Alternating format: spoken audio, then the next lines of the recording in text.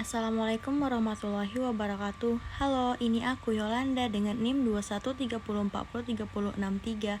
Mari ikuti pembahasan tugas aku yang berjudul jenis penelitian menurut jenis data.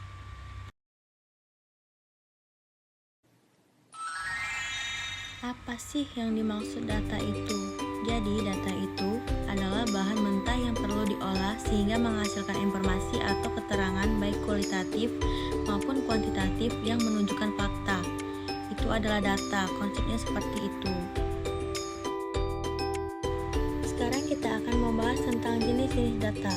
Jadi data itu bisa dibulatkan berdasarkan sifatnya, berdasarkan sumbernya, berdasarkan skala pengukurannya, atau bisa juga dibulatkan berdasarkan waktu pengumpulannya. Oke, yang pertama data berdasarkan sifatnya. Jadi kalau data itu digolongkan berdasarkan sifatnya, ada yang namanya data kualitatif dan ada yang namanya data kuantitatif. Jadi data kualitatif itu adalah berwujud kata-kata. Biasanya didapatkan dari wawancara.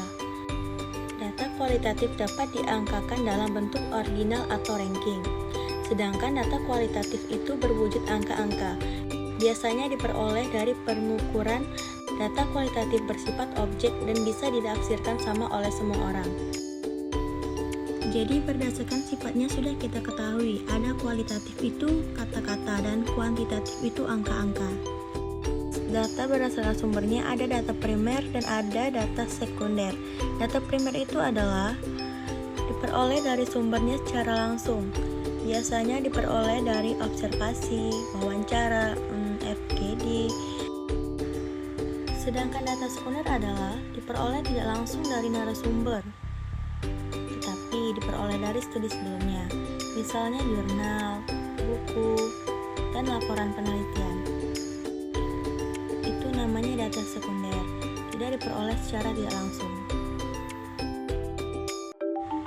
Next, data berdasarkan skala pengukurannya.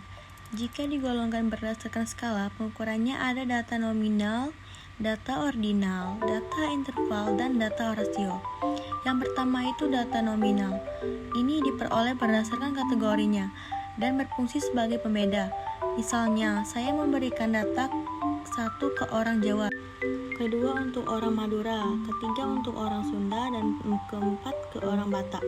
Ini hanya pembeda saja biar tidak campur dan tidak ada artinya bahwa 1 itu lebih baik dari 2, 2 lebih baik dari 3, 3 lebih baik dari 4. Tidak seperti itu, ini hanya pembeda saja, itu adalah data nominal.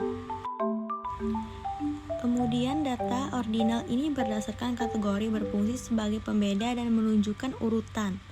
Misalnya itu 1 lulusan SD, 2 SMP, 3 SMA, dan 4 perguruan tinggi. Nah ini hanya sebagai pembeda, selain berbeda menunjukkan urutan. Jadi semakin tinggi pendidikannya itu juga nilai datanya semakin tinggi. Kalau nominal tadi itu hanya sebagai pembeda, kalau ordinal pembeda plus menunjukkan urutan. Berikutnya itu ada data interval dan data rasio. Data interval itu memperlihatkan jarak yang sama dari ciri atau sifat objek yang diukur. Sedangkan data rasio itu data yang diperoleh dengan cara pengukuran di mana jarak 2 titik pada skala sudah diketahui dan mempunyai titik nol yang absolut. Selanjutnya data berdasarkan waktu pengumpulannya. Jika dilihat polanya dibagi menjadi 2, ada time series dan cross section. Time series itu ialah data yang dikumpulkan secara berkala dari waktu ke waktu. Pengambilan data ini biasanya digunakan untuk melihat perkembangan dari waktu ke waktu. Sedangkan cross section itu ialah data yang diperoleh pada waktu yang telah ditentukan untuk mendapatkan gambaran keadaan atau kegiatan pada saat itu juga. Sekian dari saya akhiri. Wabillahi taufiq wal hidayah. Wassalamualaikum warahmatullahi wabarakatuh. Terima kasih.